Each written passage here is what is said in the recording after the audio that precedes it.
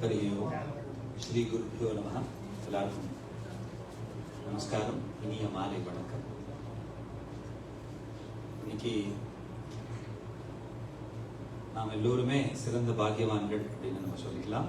ஏன்னா நம்ம மகாகவி சுப்பிரமணிய பாரதியாரை நேர்ல பார்க்கக்கூடிய பாக்கியம் பாரதியாரா இருக்கும்போது நமக்கு பார்க்க கிடைக்கல. ஆனா பாரதியார் மறுபிறவி எடுத்து இன்னைக்கு நம்மிடையே வந்திருக்காருன்னா அது கலைமாமணி திரு இசைக்கவி ரமணன் தான். அவருக்கு ஒரு பெரிய வரவேற்பு கொடுத்துடலாம். ஏன் அப்படி அது நீங்களும் உணர்ந்திருக்கலாம். எங்களுடைய நாடகம், பாரதியார் நாடகம் நீங்க பார்த்திருந்தேன்னா உங்களுக்கு தெரிஞ்சிருக்கும்.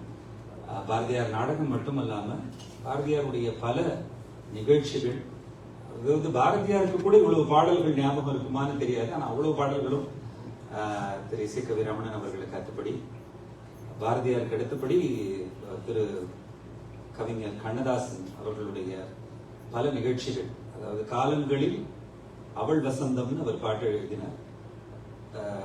நம்ம இசைக்கவி ரமணன் அவர்கள் அவருடைய பாடல்களை தொகுத்து அதற்கு கண்ணதாசனே நினைச்சு பார்க்காத அளவுக்கு உண்டான மீனிங்ஸ், அதனுடைய பொழிப்புரைகள்லாம் ரொம்ப அழகா கொடுத்திருக்காரு. காலங்களில் அவன் வசந்தம் அப்படிங்கிற தலைப்புல நிறைய நிகழ்ச்சிகள் பண்ணியிருக்காரு. நீங்க யூடியூப்பை திறந்தானா திரு இசைக்கவி ரமணன் அவர்களுடைய நிறைய நிகழ்ச்சிகளை பார்க்க முடியும் அவருடைய சேனல்ல. ஸோ இந்த மாதிரி அடுக்கின்றே போகலாம் அவரை பத்தி. அவர் மட்டுமே நான் முன்னால இதுக்கு முன்னாடி 2 நாள் முன்னாடி ஒரு நிகழ்ச்சி நடந்தது.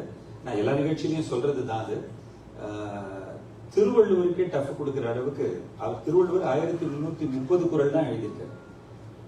இசைக்கவி ரமணன் 3000 திருக்குறள் எழுதியிருக்காரு.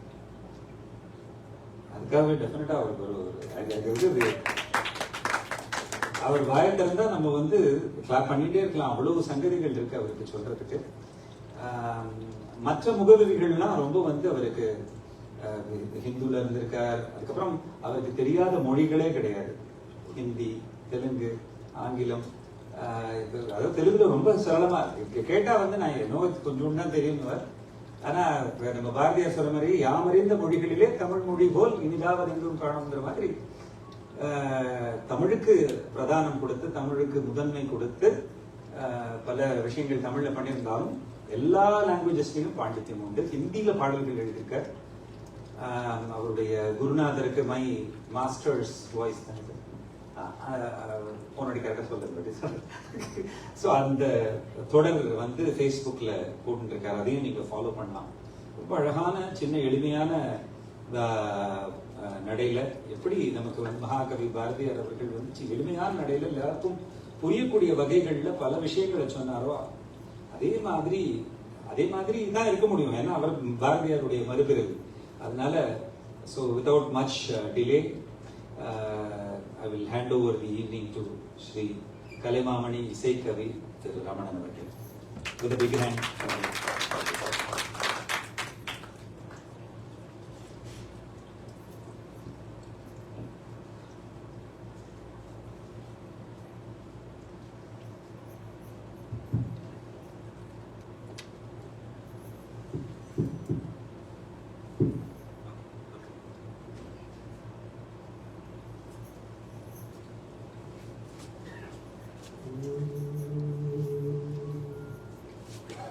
சற்றும் எனை விலகாத வெட்ட வெளியே, துளியும் தன்மை மாறாத கடியே, சந்தடி மிகுந்த உடல் துவந்தமினும் சந்தையினில் தந்தை என வந்த தயவே. சற்றும் எனை விலகாத வெட்ட வெளியே, துளியும் தன்மை மாறாத கடியே, சந்தடி மிகுந்த உடல் துவந்தமினும் சந்தையினில் தந்தை என வந்த தயவே. முற்றும் என்னை பற்றும் வினை கற்ற என்னை ஒற்றை விரல் மொத்தமும் அவிழ்த்த விடிவே. முற்றும் என்னை பற்றும் வினை கற்ற என்னை ஒற்றை விரல் மொத்தமும் அவிழ்த்த விடிவே. மூலையில் கிடந்தவனை சாலையினில் நடமாட முத்து ரதம் தந்த நிதியே. அற்று விழும் அத்தனையும் வெற்றி என சொல்லி விழும் அற்புதம் நிகழ்த்தும் அருளே. அற்று விழும் அத்தனையும் வெற்றி என சொல்லி விழும் அற்புதம் நிகழ்த்தும் அருளே. அல்லும் பகல் நில்லாமல் அலைப்பாயும் என் நெஞ்சின் அடிநாதமான பொருளே.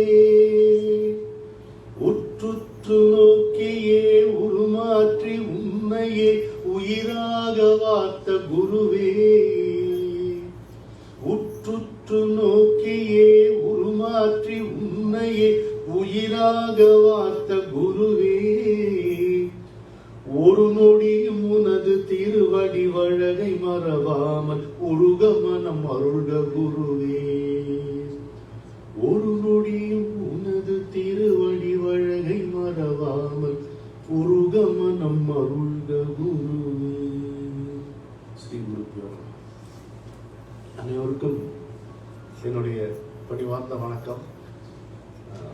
என்னுடைய உடல்நிலை காரணமாக என்னால் தரையில் உட்கார முடியவில்லை. நாற்காலியில் உட்கார்வதற்காக நீங்கள் மன்னித்தரலாம்.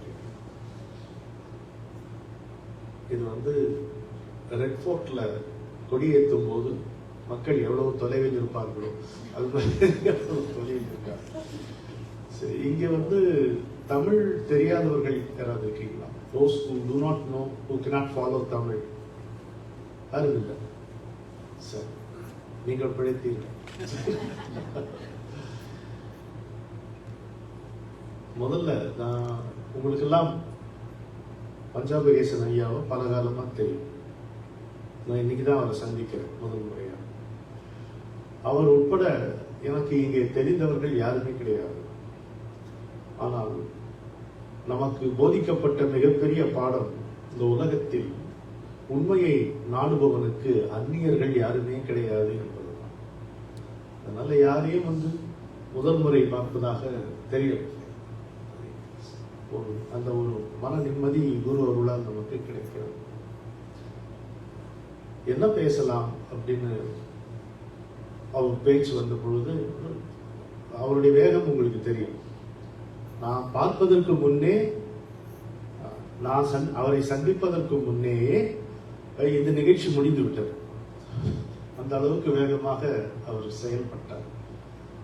நான் சொன்ன ஸ்பிரிச்சுவாலிட்டி இன் எவ்ரிடே லைஃப் அது மாதிரி ஒன்று வச்சுக்கலாமா அப்படின்னு கேட்டேன்.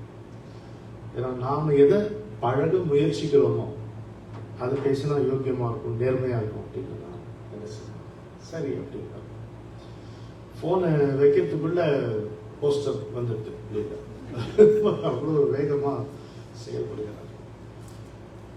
ஆன்மீகம் அப்படின்னா என்ன அப்படின்னு கொஞ்சம் யோசிச்சு பார்க்கும்போது சுவாரஸ்யமா இருக்கு. இப்போ இரண்டு விதமான நம்பிக்கைகள் பரவலா இருக்கு. ஒண்ணு, நான் இருக்கேன், இந்த உலகம் இருக்கு, வேற ஒண்ணும் கிடையாது, மூணாவது எலிமெண்ட் கிடையாது அப்படின்னு ஒரு கொள்கை உடையவர்கள் இருக்காங்க. நிறைய பேர் இன்னைக்கு இருக்காங்க. அவங்க நிறைய இன்டலெக்சுவல், நல்லா படிச்சவங்க, நல்ல மனிதர்கள் இருக்காங்க. ஆனா அவர்களுடைய நினைப்பு உலகம் உண்டு, மனிதனாகிய நான் உண்டு. இதுல மூணாவதா ஒரு டைமென்ஷன் கிடையாது, எலிமெண்ட் கிடையாது. இந்த கொள்கை, இந்த நம்பிக்கையிலிருந்து வெளிப்பட்டதுதான் பொலிட்டிக்கல் பிலாசபிஸ், சோசியல் பிலாசபிஸ். இதெல்லாம் அடுத்து வர இதுல நம்ம எல்லாருமே இருப்போம். நான் உண்டு, உலகம் உண்டு, இந்த ரெண்டையும் படைச்ச ஒருத்தன் உண்டு, எல்லாத்தையும் படைச்ச ஒருத்தன் உண்டு. எவன் எல்லாவற்றையும் படைத்தானோ அவன் தான் என்னையும் படைத்திருக்கிறான், அல்லது எவன் என்னை படைத்தானோ அவன் தான் எல்லாவற்றையும் படைத்திருக்கிறான். நம்பிக்கை, இந்த கொள்கை அல்லது இந்த நம்பிக்கை சார்ந்து வெளிவருகின்ற வழிதான் ரிலிஜியஸ் பிலாசபிஸ், ரிலிஜன் அண்ட் அதை சார்ந்த தத்துவம். ரிலிஜியஸ் பிலாசபி நம்முடைய எல்லா சித்தாந்தங்கள், தத்துவங்கள் எல்லாம் இந்த நம்பிக்கையினுடைய அடிப்படையில வாழ்ந்தது. இதுக்கு மேல ஏதாவது இருக்குன்னு நம்முடைய முன்னோர்கள் நமக்கு காண்கிறது. என்ன வேற என்ன இதுல நானும் உலகமும் ஒருத்தம் சொல்றான். இன்னொரு சாரார் நான் உலகம் இறைவன். இதுக்கப்புறம் என்ன? நான், நானும் நானும். இங்கிருந்து தான் ஸ்பிரிச்சுவல் பிலாசபிஸ் நம்முடைய எல்லா விதமான ஆன்மீக நம்பிக்கைகளுக்கும் ஆன்மீக வெளிப்பாடுகளுக்கும் அது சார்ந்த நூல்களுக்கும் இதுதான் அடிப்படை. நானும் நானும். நான் என்னை வைத்துக் கொண்டுதான் என்னை அறிய முடியும் என்பதுதான் ஆன்மீகம். எதை வைத்துக் கொண்டு எதை அறிவதுன்னு ஒண்ணு இருக்கு இல்லையா? ஒன்றை அறிவது. இப்ப இதை வச்சு என்ன செய்யலாம்னா அது ஒரு சின்ன பலன்கள் தான். இது எல்லாத்துக்கும் பயனும். பயனில்லாத ஒரு பொருள் இங்கே படைக்கப்படவே இல்லை, மனிதனால் கூட. எல்லாத்துக்கும் எந்த பொருளுக்கும் ஒரு பயன்பாடு உண்டு, ஒரு லிமிடேஷன் உண்டு, வரம்பு. இது வரைக்கும் தான் அது பயன்படும் அப்படின்ட்டு. அப்போ ஆனா என்னை நான் அறிவது அப்படின்னு வந்தா அதுதான் ஆன்மீகம். என்னை நான் அறிவது என்பது என் மூலம் மட்டுமே சாத்தியம் என்பதுதான் ஆன்மீகம். அப்போ கோவில், இந்த சுவாமிகள், குருமார்கள், இவர்களுக்கெல்லாம் இடம் இல்லை, கட்டாயம் இடம். இதெல்லாம் கடந்துதான் அங்க வர முடியும். இதை கடந்து வரோம்னா இதை விட்டுட்டு வரோம்னு அர்த்தம் இல்லை. எதையும் கொண்டு போகவும் முடியாம எதையும் விடவும் முடியாத ஒரு விசித்திரமான சுவாரஸ்யம் மிக்க தளம் தான் ஆன்மீக தளம். அதனால எங்கே மதம் முடிகிறதோ அங்கே ஆன்மீகம் தொடங்குகிறது அப்படின்னு ஒரு ஸ்டேட்மெண்ட் இருக்கு. Where religion ends, spirituality begins. ஆனா ஆன்மீகத்துக்கும் மதத்துக்கும் எந்த விதமான விரோதமும் கிடையாது, முரண்பாடுகள் கிடையாது, குழப்பமும் கிடையாது. Spirituality does not have any conflict with any school of thought in religion. நீதான் அல்டிமேட் ட்ரூத் சொல்றோமே, அதை அந்த அறுதி உண்மையை நாம் தான் நம்மை வைத்துக் கொண்டு அறிய முடியும். இதுதான் நமக்கு ஆன்மீகம் சொல்லுகின்ற நெறி. இதை நமக்கு அறிவிப்பவர்கள் யார் அப்படின்னு கேட்டா குருமார்கள். எல்லா கோயில்களும் வேண்டும், எல்லா விதமான தெய்வங்களும் வேண்டும், எந்த விதமான தெய்வ வடிவத்தையும் நாம தலைபணிந்து வணங்க வேண்டும். அது செய்யாம இந்த ஆன்மீகத்துக்குள்ள நுழைய முடியாது. ஆன்மீகத்துக்குள்ள நுழைவதற்கு ஒருவனுக்கு என்ன அருகதை தேவைப்படுகிறது கொஞ்சம் யோசிப்பாங்க. கோவிலுக்குள் வரணும்னா நம்ம அறியாம ஒரு ட்ரெஸ் கோடு நம்ம ஃபாலோ பண்றோமா இல்லையா? வாசக போர்டெல்லாம் வைக்க வேண்டிய அவசியம் நான் வரல. அப்புறம் நீ குளிர்ச்சியா இல்லையான்ட்டு பரிசோதனை பண்றதுக்கு எந்த விதமான முயற்சியும் கிடையாது. குளிச்சுட்டு போகணும் அப்படிங்கிறது நம்முடைய நம்பிக்கை, குளிச்சுட்டு தான் வருவாங்கன்றது அவருடைய நம்பிக்கை இல்லையா? அது அப்படிதானே நடக்குது. அப்ப ஆன்மீகத்துக்கு என்ன அருகதை? அதுக்கு முன்னாடி பார்க்கணும், எதற்காக ஒருவன் தன்னை அறிய வேண்டும்? தன்னை அறிதல் தான் ஆன்மீகம் என்றால் எதுக்காக ஒருத்தன் தன்னை தெரிஞ்சுக்கணும் அப்படின்னா, தன்னை அறிந்து கொள்ளாமல் ஒருவன் எதையும் இந்த உலகத்தில் அறிந்து கொள்ள முடியாது. ஒரு வாழ்க்கையை புரிந்து கொள்ள வேண்டும் என்றால், முதல்ல வாழ்க்கை புரிந்து கொள்ள வேண்டும் என்றால், மற்ற மனிதர்களை தெரிந்து கொள்ள வேண்டும் என்றால், இந்த பிரபஞ்சம் எப்படி இயங்குகிறது என்பதை சற்றேனும் புரிந்து கொள்ள வேண்டும் என்றால், அதற்கெல்லாம் அடிப்படை முதலில் ஒருவன் தன்னை அறிந்து கொள்ள வேண்டும். நான் எதற்காக இந்த தெய்வங்களை, இந்த மூர்த்திகளை கும்பிட வேண்டும் அப்படின்னா, நம்பிக்கையை வளர்த்துக் கொள்ள வேண்டும். பாரதியார் சொல்வார்கள், நம்புவதே வழி என்ற மறைதனை நாம் இன்று நம்பிவிட்டோம். கும்பிட்டு எந்நேரமும் சக்தி என்றால் உன்னை கும்பிடுவேன் மனமே. அம்புக்கும் தீக்கும் விடத்துக்கும் நோவுக்கும் அச்சம் இல்லாதபடி உம்பர்க்கும் இன்பர்க்கும் வாழ்வு தரும் பதம் ஓம் சக்தி ஓம் சக்தி ஓம். நம்புவதே வழி அப்படின்றது என்ன சொல்றாரு? என்ற மறை இதனைங்கிறது. It's a declaration of the Veda that faith alone is the way. நம்பிக்கையின் மூலமாக வழி பிறக்கிறது என்று சொல்லல, நம்பிக்கை தான் வழி. நம்பினால் கெடுவதில்லை, 4 மறை தீர்ப்பு. நம்பிக்கையை சரண் புகுந்தால் அதிக வரம் பெறலாம் என்று நமக்கு அது ஒரு வழி.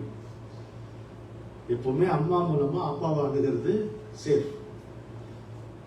அந்த நாள்ல ப்ராக்ரஸ் ரிப்போர்ட்னு ஒண்ணு வரும். மகா பீதியை கிளப்பக்கூடிய ஒரு டென்ஷன் பிடிச்ச ஒரு சமாச்சாரம். அதுல கையெழுத்து வாங்கணும். அப்பா கையெழுத்து வாங்கிட்டா ஸ்கூல்ல ஒத்துப்பாங்க. ஓ எவ்வளவு கஷ்டம். அப்பதான் நமக்கு அம்மா மேல பாசம் பெருகும். அம்மா வந்து தெய்வம்ங்கிறது அப்பதான் நம்ம உணரும். அம்மா அம்மா பார்த்து என்னடா இந்த வாட்டி சுழியா, இந்த வாட்டி ஃபெயில, அம்மா அம்மா திட்டினா நம்ம குறைக்காது.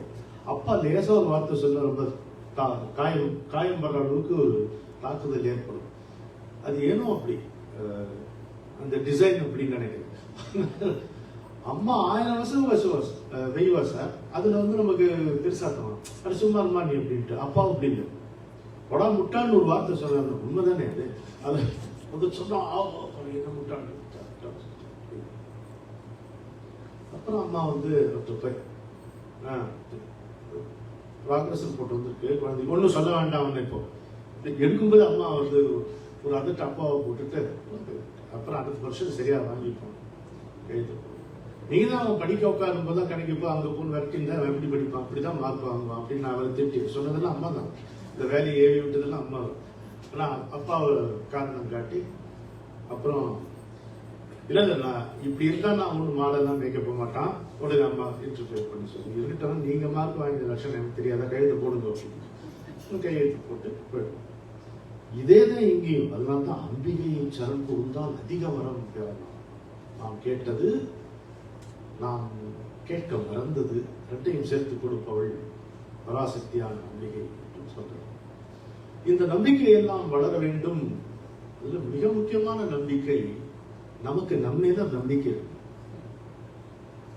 நம்மேல நம்பிக்கைன்னா என்ன அப்படி நான் சகலகலா வல்லவன் அப்படின்ற நம்பிக்கை ஒண்ணு கிடையாது. ஒரு விரலை கூட நம்மால அசைக்க முடியாது. ஒரு கம்ப்யூட்டர் ஏன் வேலை செய்யறதுன்னு தெரியல, ஏன் செய்ய மாட்டேங்கிறதுன்னு புரியல. காத்தால இருந்து ஆன் பண்ணும்போது போடாது விடுது, அது வேலை செய்ய மாட்டேங்குது. ஒன்றும் அது கூட முன்னாடி உண்டு. அவ்வளவுதான் நம்முடைய சிஸ்டம். உடம்பு உடம்போடு உயிரிடை நட்புங்கிறார் வள்ளுவர். உடம்பை தனித்தொழிய புல் பரந்தற்றே உடம்போடு உயிரிடை நட்பு. உடம்புல இருந்து உயிர், உடம்புக்கு உயிருக்கும் இருக்கிற நட்பு எப்படின்னா, முட்டையை விட்டு பறவை வெளியே வந்த பிறகு அது கூட திரும்ப முடியுமா? அவ்வளவுதான் இந்த நட்பு. உடம்பே என்று சொல்லிட்டு கூடு அப்படிங்கிற பொருள் பொதுவா. ஆனா ரெண்டு விதமான நம்பிக்கை இருக்கிறவர்கள் ரெண்டு விதமான பொருள் சொல்வார். கூட்டை விட்டு போன பறவை திரும்ப கூட்டுக்கு வருது, அது என்ன மறுபிறப்பு உண்டுன்ற காரணத்துக்காக சொல்றேன். இல்ல வள்ளுவர் அதை சொல்லல. ஒரு வாட்டி வெளியில போச்சுன்னா அது திரும்பி வராது. பறவை கூட்டுக்கு திரும்பலாம், முட்டைக்கு திரும்ப முடியுமா? முடியும். அவ்வளவுதான். சோ அப்படி இருக்கக்கூடியதுல நீ என்ன நம்பணும்? உன்னை நம்புறதுன்னா என்ன அர்த்தம்? உனக்குள்ளே இருக்கின்ற தெய்வத்தை நம்பணும். உனக்குள்ளே இருக்கின்ற தெய்வத்தை உணர வேண்டும். எந்த பராசக்தியின் திருக்கரம் இந்த நட்சத்திர மண்டலங்களை படைத்ததோ, மலையை வரைந்ததோ, கடலை வாரி இறைத்ததோ, செழுமையான தாவரங்களை அப்படி ஒரு பெரியவர் சொல்றாரு, இந்த படைப்பு முழுக்க லவலேசத்தில் முடிந்தது. அப்படியே அந்த வார்த்தைய ரசிச்சு ரசிச்சு கொஞ்சி சொல்லுவார். இந்த லவலேசம் விளக்கவே முடியாது. நம்ம என்ன கண நேரம், அது கணம் ஒண்ணுமே இல்லைங்க. கணம் வந்து ரொம்ப பெரிய நேரமா லவலேசத்தில் அவள் படைத்தாள் அப்படின்னு. நமக்கு வந்து இந்த படைப்பு வளர்ந்து கொண்டே இருப்பது போல தோணும். அப்படி சொல்வது விஞ்ஞானம். வளர்ந்து கொண்டே இருக்கிறது, என்ன வருது அப்படின்ட்டு. அவளை பொறுத்த மட்டும் ஏற்கனவே நடந்து முடிஞ்சதுன்னு அர்த்தம். இப்போ நம்ம வந்து ரெண்டு விஷயம் சொல்லணும். ஒண்ணு காலம், இன்னொன்னு நேரம். இல்லையா? இது நேரம். இதை பார்த்துட்டு இருந்தா அவரும் டென்ஷன் இல்லாம இருப்பாரு, நீங்களும் நிம்மதியா வேட்டிப்பாரு. இது நேரம். ஆனா காலம்ங்கிறது, காலத்துக்கு சரியான விளக்கம் தெரிவதில் நம்ம ஆட்கள் சொன்னதுதான் ஏற்கனவே. அதாவது இதுவரை படைப்பில் வந்து முடிந்து போனது, இப்பொழுது நடந்து கொண்டிருக்கும் படைப்பு, இனி வரப்போகின்ற படைப்பு, இவை எல்லாவற்றையும் ஏற்கனவே விழுங்கி ஏப்பம் விட்டுவிட்ட மகா அதிசயத்துக்கு பெயர் காலம். ஸோ இதுல பாஸ்ட் எது, பிரசன்ட் எது, ஃபியூச்சர் எது? காலத்துல அது கிடையாது, நேரத்துல தான் அது உண்டு. ஒருவர் இறந்து போனார்னு வச்சுக்க, அன்னார் நேரமானார் நான் சொல்றோம், அன்னார் காலமானார் தானே சொல்றோம். நேரத்தை கடந்த ஒரு நிலைமைக்கு அவர் போயிட்டார். அவருக்கு ஏன்னா அவருக்கு இனிமே பாஸ்ட் பிரசன்ட் ஃபியூச்சர் எதுவும் தெரியாது, நான் போயிட்டார். இந்த காலம் ஒரு பக்கம் அப்படியே இருக்கு. நாம் உருவாக்கி இருக்கின்ற இந்த நேரம் என்னெல்லாம் பண்ணி வச்சிருக்கோம் பாருங்க. 24 மணி நேரம் ஒண்ணு வச்சிருக்கோம். அப்புறம் இப்போ சென்னையில மயிலாப்பூர்ல குடியிருக்கேன் நான். என் மனைவி இருக்கேன். இப்போ போன்ல கூப்பிட்டு என்கிட்ட பேசினா, போய் சேர்ந்துட்டியா, நல்லா பேசு, இதை சொல்லு, அதை பாடு, இதெல்லாம் சொல்லுவோம். இது அவனுக்கு இந்த நேரம் இல்லையே, வேற நேரம் ஆச்சு. இப்போ 7:20ன்னா 7:50, ஆனா அது இரவு இல்லை, காலை இல்லை. எனக்கு குழம்பு இருக்கும், அது காலை நேரம். அவருக்கு ஒரே உலகம், நாங்க 2 பேரும் பேசிக்கிறோம். நான் அவளுக்கு வேற நேரம், எனக்கு வேற நேரம். காலம் ஒன்றுதான், பேசுகின்ற காலம் ஒன்றுதானே.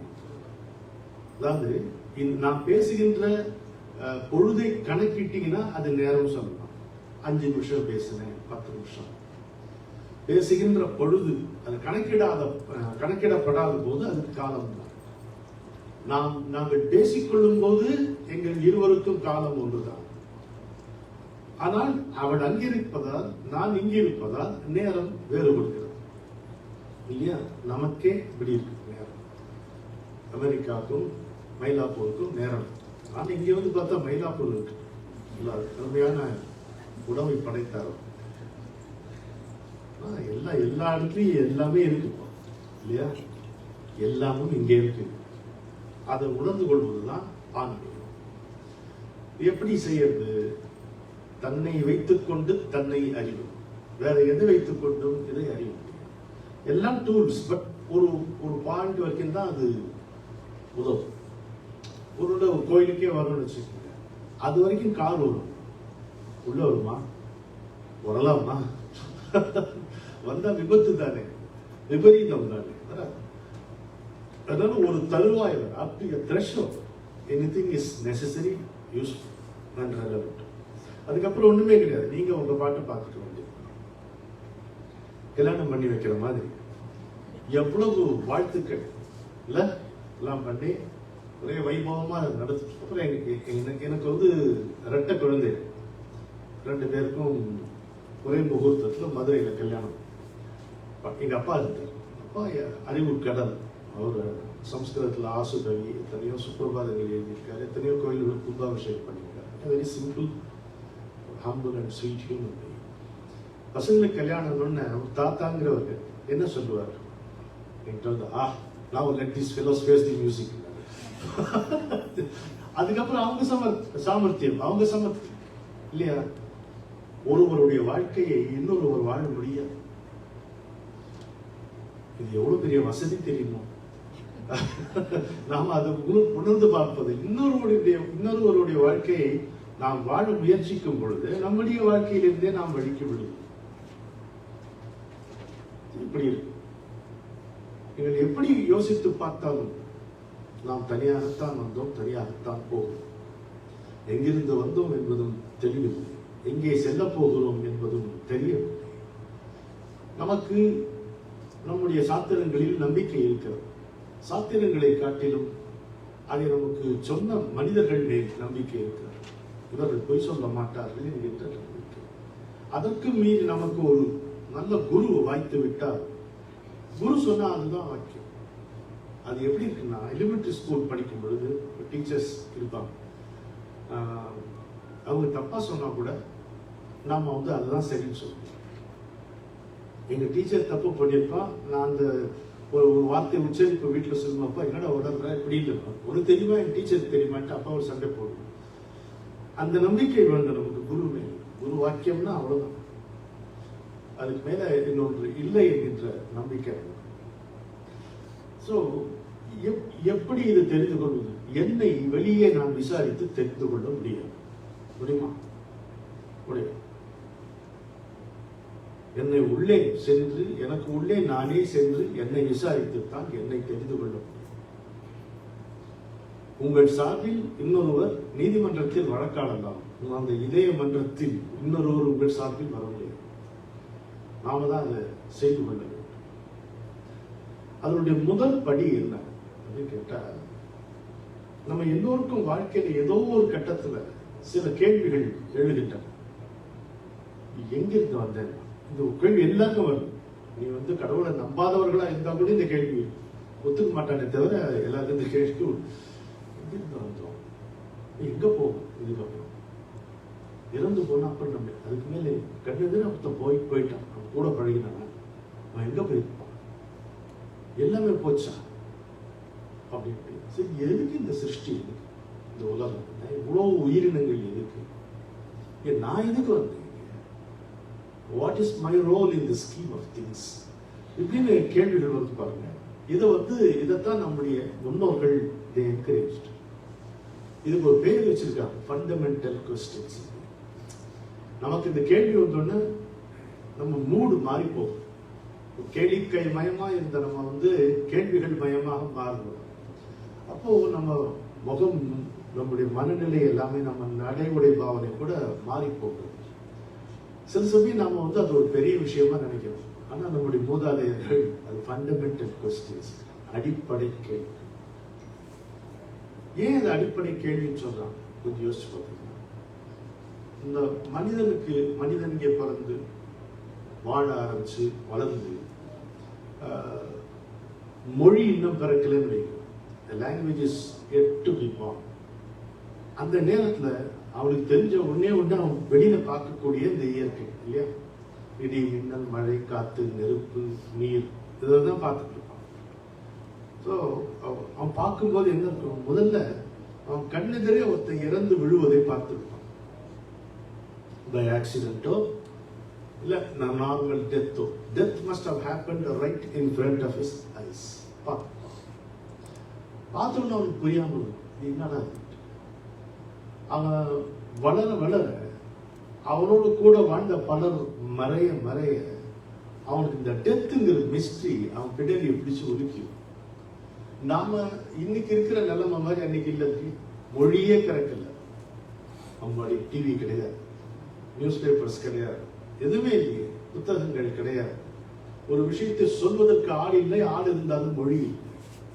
மொழி இல்லாமல் அதை அறிவிப்பதற்கும் வகை இல்லை. அது மாதிரி அப்ப என்ன புரிந்து கொள்வான்னா என்ன ஆகுறதுன்னு பார்த்தா, அடிப்படையா ஒரு பதில் அவனுக்கு கிடைச்சது. நான் அடிப்படை கேள்விகள் சொன்னேன், அடிப்படையில ஒரு பதில் அவனுக்கு கிடைச்சிருக்கும். என்ன பதில்னா, இந்த வாழ்க்கை என்பது நிலையற்றது என்பது அவனுக்கு first realisation of any human being would have been this. இந்த வாழ்க்கை என்பது நிலையற்றது, டிரான்சியன்ட், ஃப்ளீட்டிங். அவ்வளவுதானே. அடுத்த இந்த மனிதனை மகரிஷியாக்குகிறது என்னன்னு கேட்டீங்கன்னா, இதுக்கு அப்புறம் வரக்கூடிய ஆட்டிடியூட்.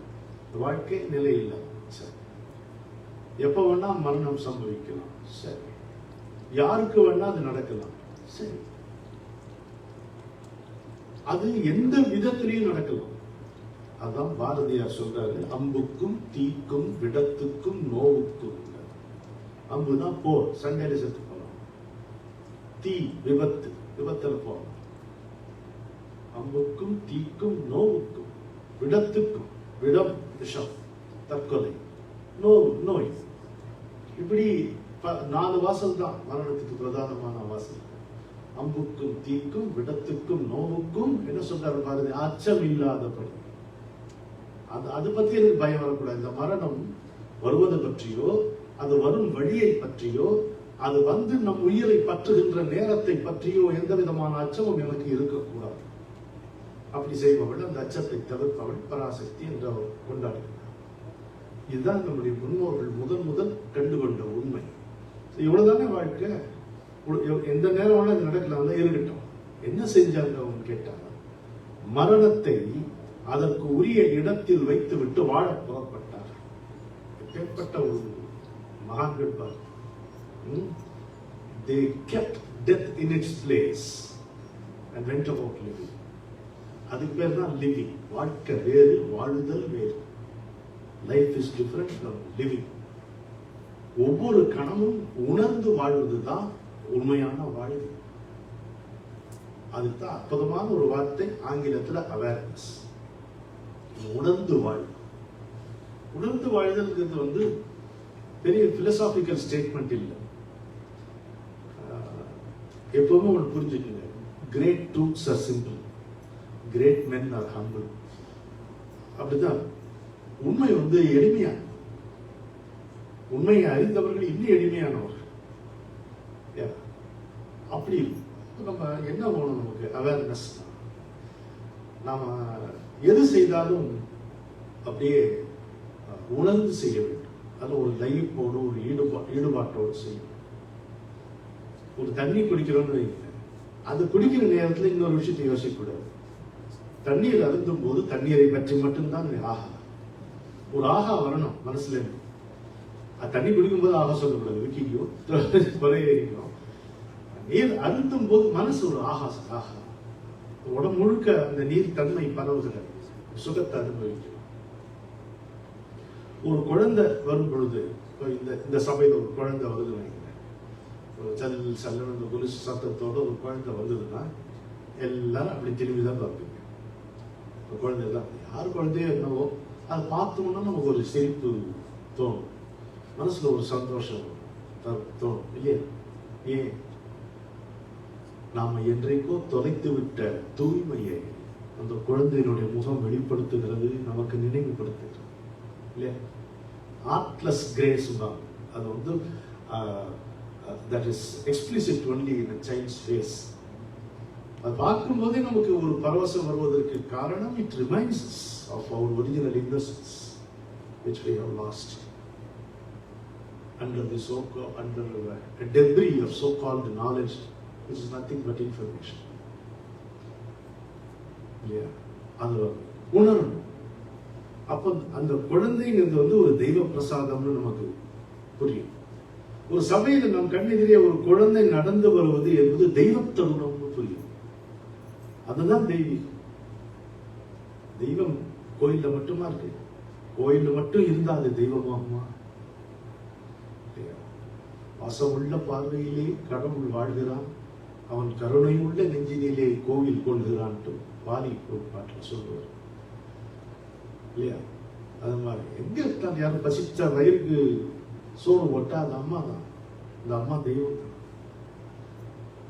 இந்த மாதிரி ஒரு விஷயத்தையுமே உணர்ந்து உணர்ந்து உணர்ந்து வாழ். ஒரு சிவன் கோயிலுக்கு வரட்டும், உடனே அழகா அந்த தீபாராதனை பார்த்து தண்ணி இருந்து பார்க்கும்போது இருக்கிற சுகமே தனி. ஒரு பாட்டு, ஒரு கச்சேரி போய் கேட்கறது வேற. எங்கோ நடந்து போகும்போது எங்கிருந்தோ ஒரு இனிய குரல், ஒரு பாட்டு அப்படி காதில் விழும்போது எவ்வளவு நல்லா இருக்கும். அந்த அருமையே தனி. அது என்ன தோணும் நமக்கு? நமக்குன்னு பிரத்யேகமா பாடுற மாதிரி இருக்கும் இல்ல? இங்க பாடகர்கள் பெரும்பாலும் தங்களுக்காக பிரத்யேகமாக பாடிக்கொள்வது போல தோணும். ஆனா நம்ம நடந்து போய்கொண்டிருக்கும் பொழுது நம்ம செவிகளிலே விழுகின்ற தென்றல் ஏந்தி கொண்டு நம்முடைய செவிகளிலே நுழைவிக்கின்ற அந்த கானம் நமக்காக பிரத்யேகமாக ஏற்பட்டது போல நமக்கு தோணும். நான் ஹிமாலயஸ் அடிக்கடி செல்வதும் ஒரு 38 முறை போயிருக்கேன். தனியா இருந்திருக்கேன், தனிமையில் இருந்திருக்கேன். ஜாகேஷ்வர்னு ஒரு இடம், தாருகாவனம், அல்மோரால இருந்து ஒரு 40 கிலோமீட்டர். வாங்க போவோம். சாமியை விட்டுட்டு வரமாட்டேங்க. ஆதிசங்கரர் பிரதிஷ்டை பண்ண மகாமிருத்யுஞ்சேஸ்வரர் லிங்கம் இருக்கு. அற்புதமான தாருகாவனம். இன்னைக்கு அந்த தேவதர் மரங்கள் அங்க நாம் போக ஆரம்பிச்ச அந்த நேரங்கள்ல அங்க சிவன் உண்டு, குளிர் உண்டு, இருட்டு உண்டு, ஒரு நாளும் மின்சாரம் உண்டு. அவர் கட்டே கிடையாது, அவர் இருந்தாலும் நீங்க கட் பண்ண முடியும். அந்த மாதிரி இருக்கும். 4 மணிக்கு கோவில் தரம். நான் 3:45 போவேன். நான் தங்கி இருக்கிற இடத்துல இருந்து நடந்து ஒரு 50-60 படி இறங்கி, ஒரு படினா அப்படின்னு அழகா அமைச்ச படியாக கிடையாது, அதுவா அமைஞ்ச படிகளா இருக்கும். அதெல்லாம் இறங்கி நடந்து போகும்போது எப்படி இருக்கும் கேட்டீங்கன்னா ரொம்ப பரவசமா. முதல்ல ஒரு அச்சம் இருக்கும், இருட்டுன்னா ஒரு பயம் இருக்கத்தானே செய்யும். கையில காசு இல்லாதவனுக்கு பயம் வருவது நியாயம் இல்லை. நமக்கு அந்த பயம் எனக்கு கிடையாது. இழப்பதற்கு அந்த காலத்துல எனக்கு இழப்பதற்கு எதுவுமே இல்லை, வறுமையை தவிர. I had nothing to lose except poverty. அப்போ அது ஒரு மதப்பாவே அப்படி அழகா அந்த குழு, பஞ்சமே இல்லாத குழு, பஞ்சமே இல்லாத இருட்டு, இது அப்படியே நடந்து கோயில் ஒரு மாதிரி கண்டுபிடிச்சிருக்கு திருமணங்கள். அது திரும்ப அதே மாதிரி பழைய படி எல்லாம் இறங்கி உள்ள போய் ஜாகேஸ்வர் சன்னதிக்குள்ள போனோம். அதாவது அது இருட்டே தடுமாறுகின்ற இருட்டா இருக்கும். அப்படி ஒரு இருட்டா இருக்கும். அது கிட்டத்தட்ட நான் தவிழ்ந்துதான் போயிருக்கேன். போயிட்டு போனோம், மினுக்குன்னு ஒரே ஒரு தீபம், அதை விட துளியா ஒரு தீபம் இருக்க முடியாது, அப்படி இருக்கும். அதுல அந்த ஸ்டூடூடு தான் இருக்கும் அந்த லிங்கம், ஜாகேஸ்வர் லிங்கம். அது என்ன ஆகும், நான் இங்கிருந்து இவ்வளோ ஒரு நேரம் உங்களுக்கு டிஸ்கிரைப் பண்ணி சொல்லியிருக்கேன். இந்த நேரத்துல நான் போறதுக்குள்ள எனக்கு ஒரு பாட்டு வரும். பாடி பார்ப்போமா? இதுதான் சாப்பிட்டு போன் வந்ததுன்னு எழுந்து போகிறோம். சிவனே சுபனே சுகமே சீரே சிறப்பே ஒளி தவமே வரமே தயவே தமிழே அழகே அமுதே சிவமே சுபமே சுகமே துளி நீர் விழுந்தால் போதும் மனம் ஜீவநதியாகும். துளி நீர் அணிந்தால் போதும் ஒரு கோடி நலம் பெருகும். ஒரு தும்பை மலர் போதும் மனம் நந்தவனமாகும். ஒரு கண்ணீர் துளி போதும் கரம் வாரி தழுவிக் கொள்ளும். ஒரு கண்ணீர் துளி போதும் கரம் வாரி தழுவிக் கொள்ளும்.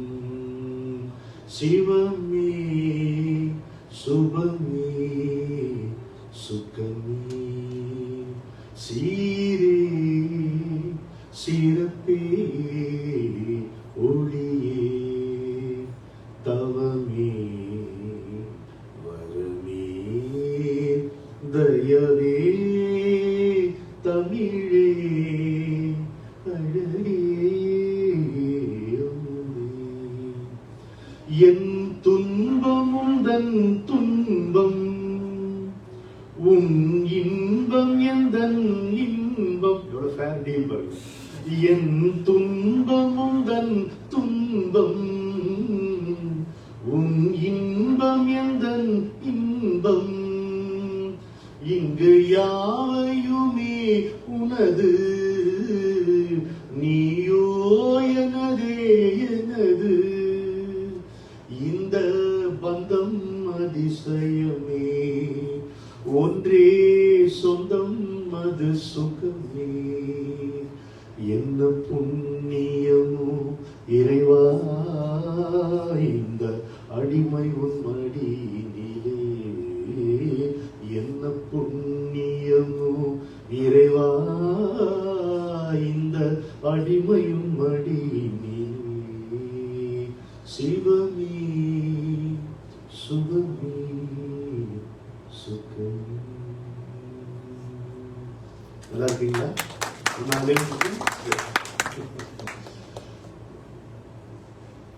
அப்போ இந்த அவேர்னஸோட கோயிலுக்கு போகும்போது அங்கேயும் இங்கேயும் பார்க்க கூடாது. ஆடை அணிகலம் ஆடம்பரங்கள் ஆண்டவன் விரும்புவதில்லை. கேட்டிருக்கீங்களா அந்த பாட்டு? கண்ணாசன் பாட்டு. ஆடை அணிகலன் ஆடம்பரங்கள் ஆண்டவன் விரும்புவதில்லை. அங்கொரு கண்ணும் இங்கொரு கண்ணும்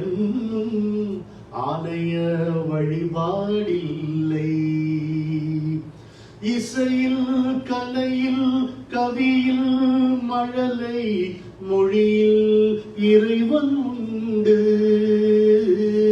இவைதான் தெய்வம் என்பதை அறிந்தால் ஏற்கும் உனது தொண்டு அப்படின்னு கண்ணதாசன் பாடுவார். அதனால அந்த ஒரு விஷயத்துல இருந்தோம்னா அதுல எதற்காக இந்த வேலையை செய்கிறோம் என்கின்ற அறிவு, இந்த வேலையை எப்படி ஈடுபாட்டோடு செய்ய வேண்டும் என்கின்ற பொறுப்பு, இதை நான் செய்யவில்லை, என் மூலம் ஒரு மகாசக்தி நடத்துகிறது என்கின்ற உணர்வு, அர்ப்பணிப்பு உணர்வு.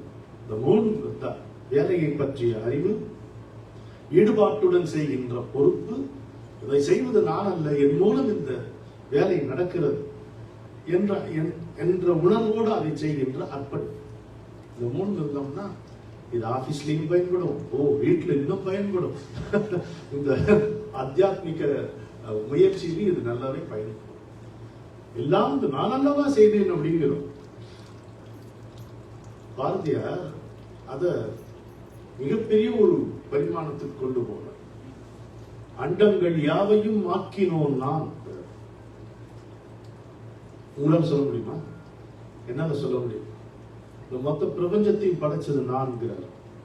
நம்முடைய நான் வேற, அவனுடைய நான் வேற, தெரியல. அண்டங்கள் யாவையும் ஆக்கினோம் நான், அவை பிழையாமே சுழற்றுவோம் நான், கண்டபன் சக்தி கணமெல்லாம் நான், காரணமாகி கதித்துள்ளோம் நான். இது வரைக்கும் கூட இல்லாதது. அப்புறம் சொன்னான், நான் என்னும் பொய்யை நடத்துவோம் நான், நான் எனும் பொய்யை நடத்துவோம் நான், ஞான சுடர்வானில் செல்லுவோம் நான், ஆன பொருள்கள் அனைத்திலும் அறிவாய் விளங்கும் முதற் சோதி நான். I am the primordial light அப்படின்னு டிக்ளேர் பண்றோம். அந்த அளவுக்கு இந்த நானை கொண்டு போவோம். இப்ப நான் இந்த உடம்பு, நான் இந்த மனம், நான் இந்த புத்தி, நான் தான் இத்தனை திறமைகள், நான் தான் இத்தனை அழகுகள் நினைச்சிட்டு இருக்கோமே, அந்த நாள் அல்ல. அது போக வேண்டிய நான். இருக்க வேண்டிய நான் ஏற்கனவே இருக்கிறது. அதை வெளிப்படுத்த வேண்டும், அதை அடையாளம் கண்டுகொள்ள வேண்டும். இதுதான் நான். அதனால இந்த அவேர்னஸோட இருக்கு. இப்ப நமக்கு வாழ்க்கையில இன்பம் உண்டு, துன்பம் உண்டு இல்லையா? இன்பம் என்றும் துன்பம் என்றும் இறைவன் பெயர் வைக்கவில்லை, இயற்கையும் பெயர் வைக்கவில்லை. ஏன்னா இயற்கைக்கு இன்பம் துன்பம் கிடையாது. ஒரு மலைச்சரிவோ அல்லது ஒரு வெள்ளமோ அல்லது பஞ்சமோ நமக்கு துன்பம், இயற்கைக்கு அது துன்பம் கிடையாது. மரணம் இயற்கைக்கு அதிர்ச்சியை கொடுக்காது, அது சகஜமான. ஜனனமும் மரணமும் மங்களம் இயற்கை. இன்பமும் துன்பமும் சங்கமம், ஜனனமும் மரணமும் மங்களம். இதுதான் இயற்கையினுடைய நியதி. நமக்கு அப்படி, நமக்கு இன்பம் உண்டு, துன்பம் உண்டு. இன்பம் வரும்போது நமக்கு எந்த யோசனையும் கிடையாது, எந்த கேள்வியும் வராது. துன்பம் வரும்போது வை மீ அப்படின்னு கொண்டு வரும். எல்லாரும் இந்த வை மீ, எந்த பாஷை தெரியல, இங்கிலீஷ்ல இதை மட்டும் தெரிஞ்சு why should it happen? Why? Oh, why not you? அது புரிஞ்சு. என்ன தவறு செய்த ராமர் வனவாசம் அனுபவித்தார்? யாருக்கு என்ன தீங்கிழைந்து பாஞ்சாலி அவமானப்படுத்தப்பட்டார்? யோசிச்சு பாருங்க. எத்தனையோ பேர் எத்தனையோ துன்பங்களை அனுபவித்துக் கொண்டிருக்கிறார். நம்ம கண் முன்னாலே நம்ம பார்த்து இவ்வளவு நாள் இப்படி கூட கஷ்டம் வரணுமா தோணுது நம்ம. அதாவது நம்ம ஏதாவது கர்ம வினைன்னு ஏதாவது காரணம் சொல்லி நம்மளை நம்ம சமாதானப்படுத்திப்போம். அவனுக்கு அந்த சமாதானத்தால் எந்த ஆறுதலும் கிடையாது. பட் நான் ராமனை உதாரணம் சொல்றேன், பாஞ்சாலியை உதாரணமா சொல்றேன். அவளுக்கு என்ன கர்மா கிடையாது. அவங்க அந்த ஒய் நீ கேட்கலையே, ராம கேட்க.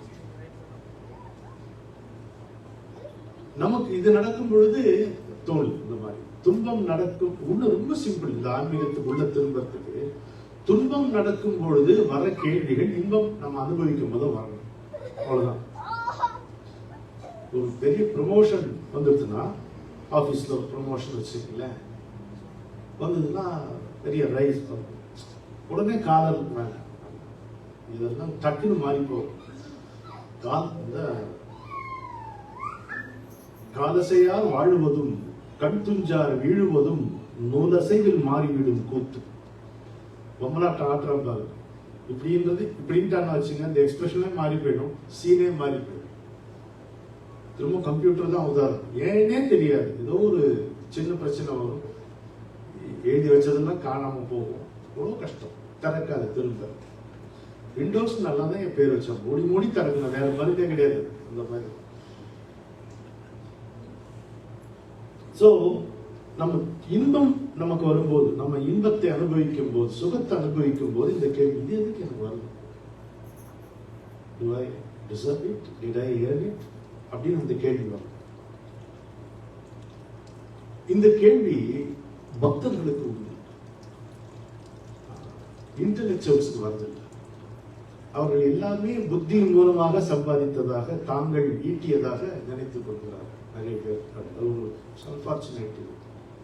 ஆனா எழுது படிக்க தெரியாத, அந்த சுவாமி மேல பக்தி இருக்கிற அடிப்படை பக்தர்கள் இருக்காங்க, அவங்களுக்கு இந்த கேள்வி. ஒரு துன்பம் வரும்போது நாம அழணும், ஒரு சுகம் வரும்போது அவங்க அழுவோம். பகவானே, நீயா வந்து வீடு தேடி இதை கொடுத்த, நீ எவ்வளவு பெரிய மனசு, நான் இவ்வளவு ஆராதிக்க கூட ஒண்ணு இல்லையே என்கிட்ட அப்படின்ட்டு. ஒரு பெண்மணி எனக்கு தெரிஞ்சவங்க தான், ஒரு லைவ் இன்சிடென்ட் சொல்றேன். நாங்க வந்து பெங்களூர்ல இருந்து சென்னைக்கு மாற்றல் ஆகி போறோம். சொல்லிட்டு வரலாம்னு சொல்லிட்டு என் மனைவி பக்கத்து வீட்டுக்கு போய் அந்த மாதிரி கிளம்பிட்டோம். அப்படியா, சரி ஒரு நிமிஷம் இருந்தோம் அப்படின்னா பக்கத்து ரூமுக்கு போறாங்க பொண்ணு. போயிட்டு யாருடையும் பேசிட்டு இருக்காங்க. தப்பா நினைச்சுக்காரு, தப்பா நினைச்சுக்காரு, கொடுக்கறதுக்கு என்கிட்ட வேற ஒண்ணுமே இல்லை, நான் நாளைக்கு முன்னாடி வாங்கி கொடுத்துட்றேன், நீ இப்போ வந்து இது பேசு, இது போய் குத்தமா நினைச்சுக்க அப்படிங்கிற. இவன் யார்கிட்ட பேசிட்டு இருக்கா அப்படின்னு சொல்லிட்டு மனைவி உள்ள போய் பார்த்தா கிருஷ்ணர் படத்துக்கு முன்னாடி. எதுக்கு அப்படி பேசுறான்னு கேட்டீங்கன்னா, எங்க மனைவி வந்து சொல்லிட்டு போறதுக்காக வந்திருக்காங்க. அவங்க கொடுக்கறதுக்கு விட்ட எதுவுமே இல்லை, அந்த படத்துல இருக்கிற பூ தான் இருக்கு, கிருஷ்ணருக்கு வச்ச பூ. அதை எடுத்தது கிருஷ்ணனுடைய சொத்தான். அவர்கிட்ட பகவான் தான் தப்பு தப்பு கொடுத்துறேன், நான் நாளைக்கு வந்து நான் அந்த 2 வாங்கி கொடுத்துட்றேன், நீ இப்போ ஒன்றும் தப்பா நினைச்சுக்காத, எதுவும் பண்ணாத நீ அப்படின்ட்டு அவர்கிட்ட பேசுறேன். என்னை பொறுத்த மட்டும் நீங்க கட்டுக்கட்டா சாஸ்திரங்களை மனப்பாடம் பண்ணி ஒப்பிப்பதை காட்டிலும் the submission leads to salvation, not scholarship. நீங்க பாருங்க, ராதா கிருஷ்ணா உண்டு, கீதா கிருஷ்ணா உண்டு, கோகுல கிருஷ்ணா உண்டு, எங்கேயாவது பண்டித கிருஷ்ணா உண்டா? கிடையாது. God does not have any special liking for the scholars. அவங்களுக்கு தான் வரது கஷ்டம். இப்போ என் வாழ்க்கையில் ஒரு சம்பவம் நடந்தது. குருவாயூரப்பன் கோயிலுக்கு போனேன். நான் சொல்ல குருவாயூர்ல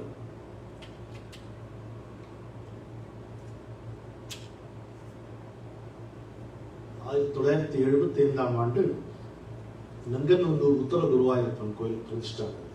எங்க அப்பா அதுக்கு மேல் சாந்தியா இருந்தார். இந்த சாஸ்திரங்கள்லாம் அவருக்கு தெரியும். நான் இதுக்கோ அங்க குருவாயூருக்கு நான் போயிட்டு வா அப்படின்ட்டு போனேன். அந்த ரிட்டர்ன் டிக்கெட் தவிர என்கிட்ட காசு இல்லை, எந்த காசு இல்லை. அதனால ஒருபோதும் நான் திருடனை கண்டு அஞ்சியதே இல்லை. துட்டும் கையில இல்ல, தூக்கத்துக்கும் பஞ்சம் இல்ல, பொட்டியும் தேவையில்லை, கூட்டுக்கும் வேலை இல்லை, ஆனாக்கா அந்த மடம் ஆவாட்டி சொந்த மடம் என்னுடைய வாழ்க்கை. குருவாயூர் கோயிலுக்கு போறேன், சாயங்கால நேரம். இங்க போய் எங்க தங்குறது என்ன தெரியாது, எப்படி தங்க தெரியாது, வந்துட்டு. அப்ப இப்ப இருக்கிற மாதிரி கூட்டம் இல்லை சுவாமி, நல்லாவே பார்க்க முடியுது. இத்தனை பயங்கள் அப்ப இல்லையோ தெரியும். அங்க பார்த்தா ஆங்கின் நம்பூதிரி உட்கார்ந்துருக்காரு, பெரிய மகான் உட்கார்ந்துருக்காரு. எப்போதும் பாகவதம் படிச்சுருக்காரு. பார்த்து நமஸ்காரம் சொன்னார். யாரானு நங்கநல்லூர் குருவாயூரப்பன் கோயில். ஏன் கோபாலகிருஷ்ணான் அவ்வளவு வேலைக்கிட்ட இருக்கு. கோபாலகிருஷ்ணான்னு ஒருத்தர் வந்தார், 2 காலம் விந்தி விந்தி ஆட்ட மலையாளத்தில் சொல்றது, டேக் கேர் ஆஃப் திஸ். சரி வாங்க அப்படின்ட்டு சாயங்கால தீபாராதனை காமிச்சார். அது இங்க நின்று பாக்குறேன், இதுதான் சஞ்சதின்னு நான் இங்க நின்று பாக்குறேன். அது who was I? Nobody, absolutely nobody in every sense of the word. இங்க நின்று பாக்குறேன் சுவாமி. அவர் வந்து சரி பிரதிஷ்டம் பண்ணிட்டு, அதுதான் டிராமா, கடவுள் நடத்துற டிராமா. பிரதிஷ்டம் பண்ணிட்டு வரேன். அதாவது மூட போறாங்க, 2 சைடு இந்த மெட்டல்ல கிராதி இருக்கும். நீங்க இப்படி போனோடனே இதை மூடிடுவோம், இந்த பக்கம் மூடிடுவோம். After that you cannot do the பிரதட்சணம். நமக்கு எப்படி நடந்தது கேட்டீங்கன்னா, இப்படி வந்து பிரதிஷ்டம் பண்ணி இதை தாண்டி வரும்போது 2 சைடு லாக் ஆயிடும். I was stranded before Guruvayur. எப்படி இருக்கும்? இதுல டிராமா என்னன்னா, பஞ்சாபில சார் அந்த அர்ச்சகர்கள்லாம் நின்று இருப்பாங்க, நம்பூதிரிகள்லாம். இதை பார்த்துட்டு கைதட்டினான். சினிமாவில் கைதட்டுறவங்க அது மாதிரி கைதட்டினான். நான் யார் சார்? எல்லா விதத்திலையும் ஏழு. உண்மை கிடையாது, ஐடென்டிட்டி கிடையாது, அட்ரஸ் கிடையாது, சிபாரிசு கிடையாது. ஆனா எனக்கு இது நடந்தோடனே அப்படி எல்லாரும் கைதட்டுறேன். சரி, அப்புறம் திரும்ப என்னை திறந்து விட்டாங்க, போ அப்படின்ட்டு போறேன். திரும்பி அங்க போனா சன்னதிக்கு பின்னால பெரிய சந்தனக்கல், அது இவ்வளவு பெரிய கட்டை வச்சு அரைச்சிருக்கேன். அரைச்சிருந்த நம்பூதிரி என்ன பார்த்துருக்கீங்களா அப்படின்னு விட்டார். இவ்வளோ சார் ஷாக் போட்டுருக்கேன். அந்த மாதிரி ஒரு சந்தனம் கலந்து அப்படி போட்டு, அதாவது பிச்சைக்காரன் திருவோட்டில் அமிர்தம் போட்டா எப்படி இருக்கும் அது மாதிரி இருக்கும். இதை வச்சு என்ன செய்யறதுன்னு தெரியாது எனக்கு. முடிச்சுட்டு இப்படி போங்க. அப்போ ஒரு பாட்டு வந்தது. அப்படி பாடவா? சமாளிப்பீங்களா?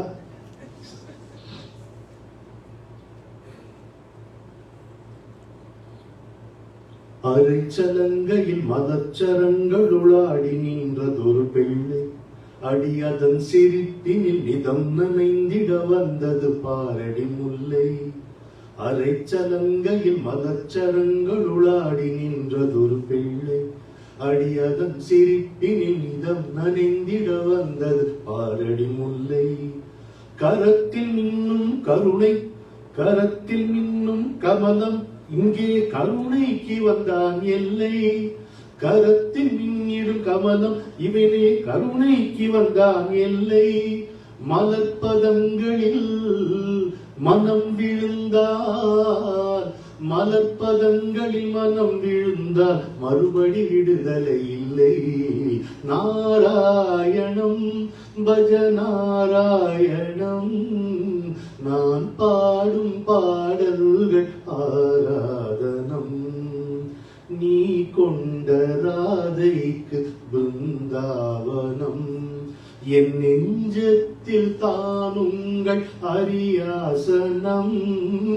நாராயணம் பஜ நாராயணம், நான் பாடும் பாடல்கள் ஆராதனம்.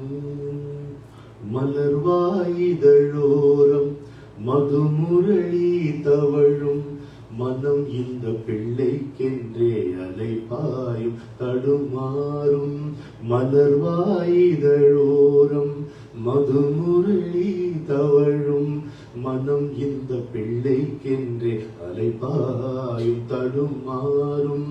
நிலவோ ஒளி வீசும், மலரோ குளிர் வீசும், நினைவோ இசை கேட்டு பதம் மாறி திசை தேடும். நெஞ்சத்தை பஞ்சு பஞ்சாய் புயலுக்கு தஞ்சம் தந்து, நெஞ்சத்தை பஞ்சு பஞ்சாய் புயலுக்கு தஞ்சம் தந்து, கெஞ்ச கெஞ்சம் இஞ்சி போகும் விந்தை கானம் வேணுகானம். நாராயணம் பஜ நாராயணம், நான் பாடும் பாடல்கள் ஆராதனம்.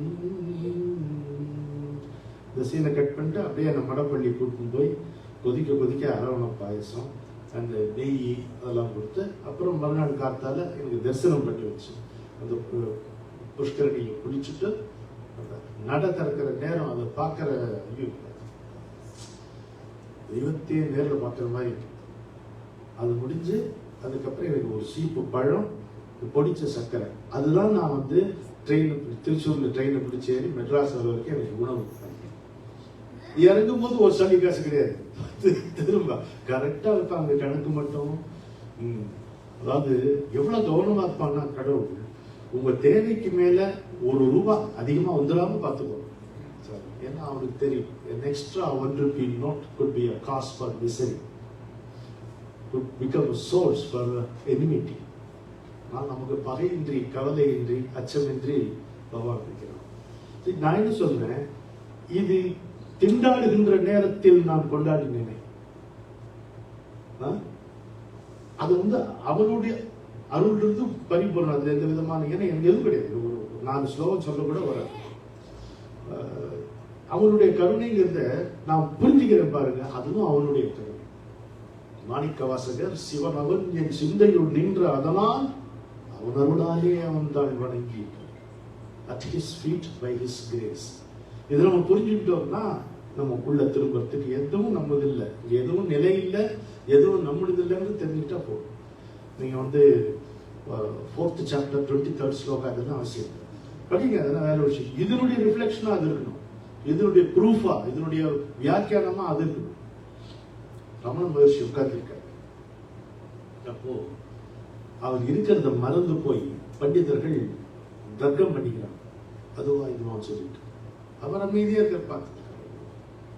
ஒரு திடீர்னு they realized, எதுக்கு உட்கார்ந்துருக்காரு, in his presence we are debating.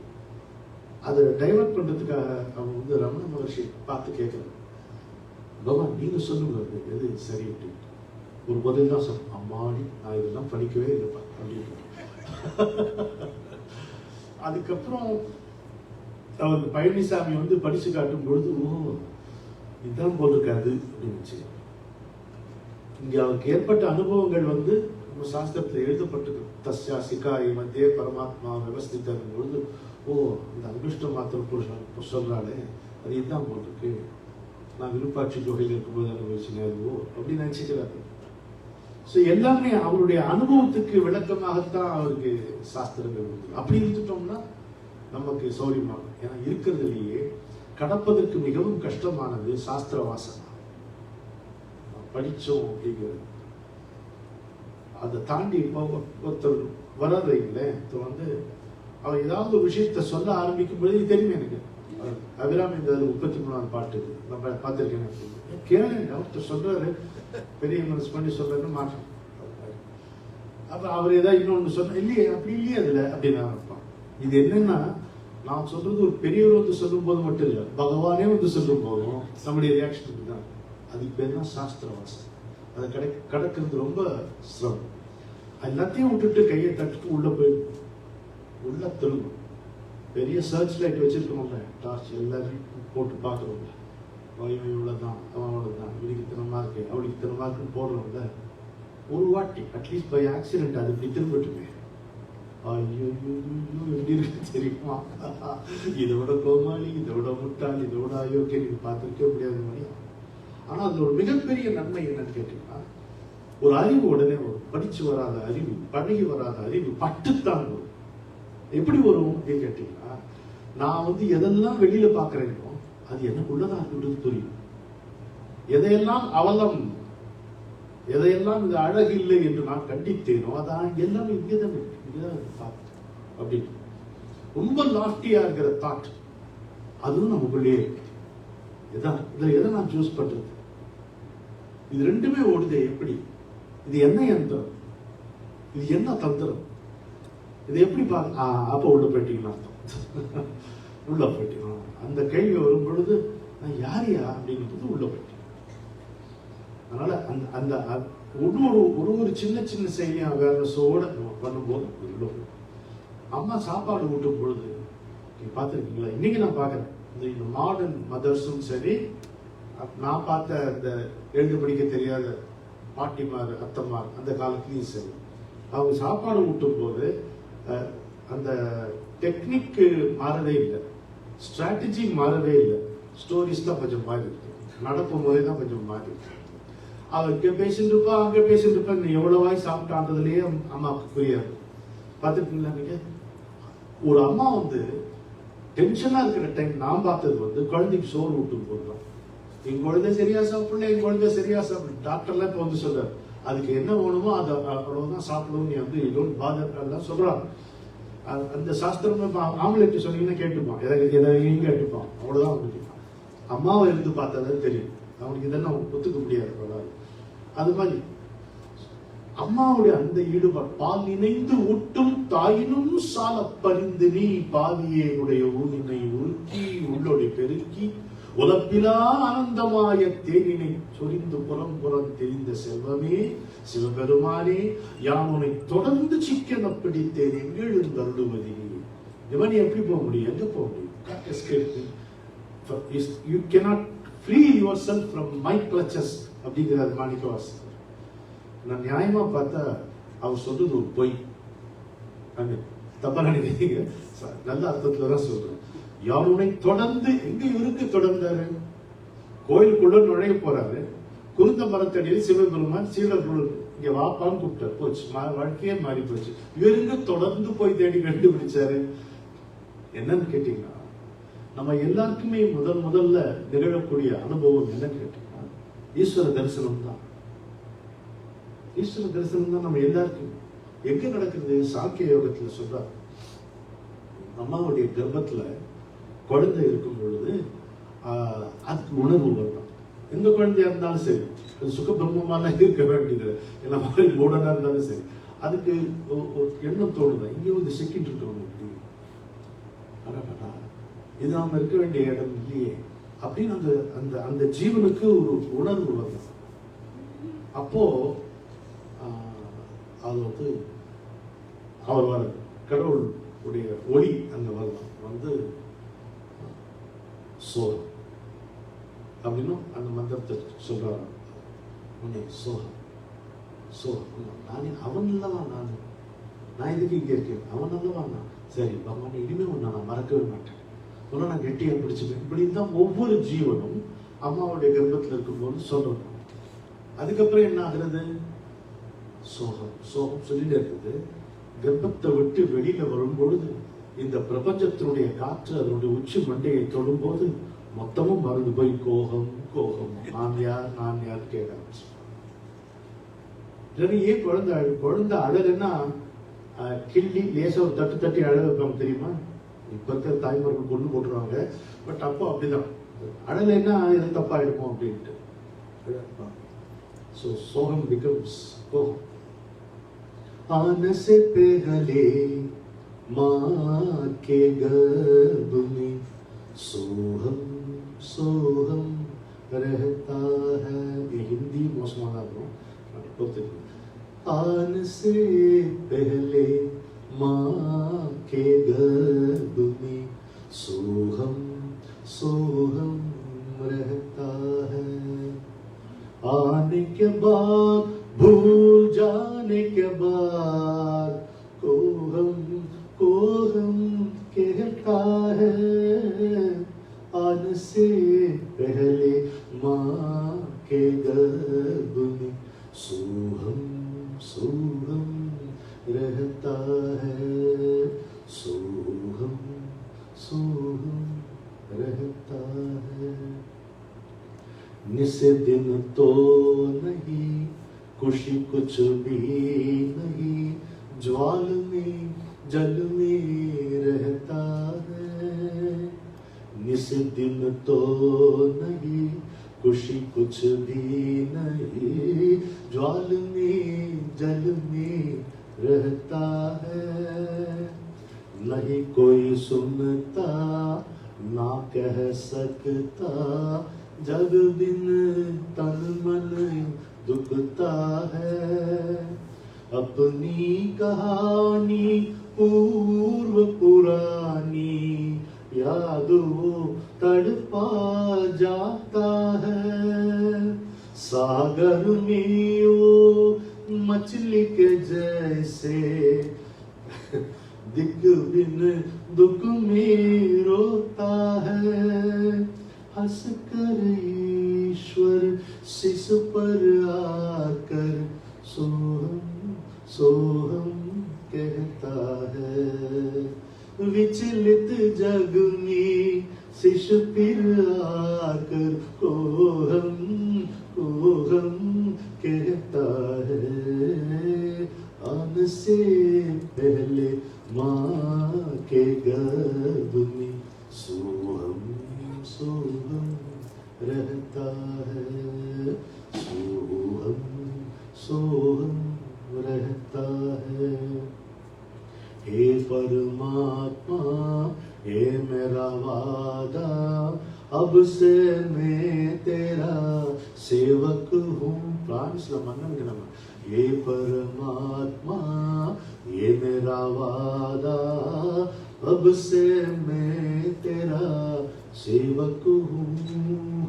कब न भूलूंगा अब स्मरणूंगा मुझे इस कैद से छुड़वाओ ना, ऐसा बोल कर ऐसा डट कर बालक बाहर आता है, बाहर की हवा सिर लगते ही क्षण में सब भूल जाता है, भूल की याद तब आते ही बारी बारी रोता है, भूल भी भूल जाने के बाद सारी देख कर हंसता है, ये तेरी माया ये भी तेरी छाया,